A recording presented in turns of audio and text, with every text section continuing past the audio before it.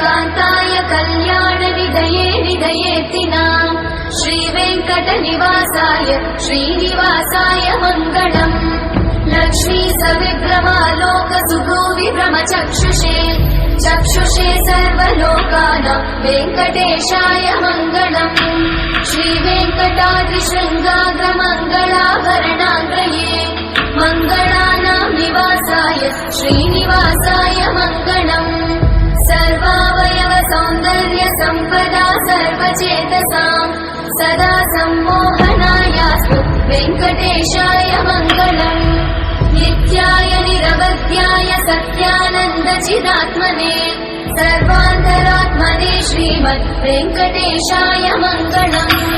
स्वतः सर्वविदे सर्वशक्तये सर्वशेषिने सुलभाय सुशीलाय वेङ्कटेशाय मङ्गलम्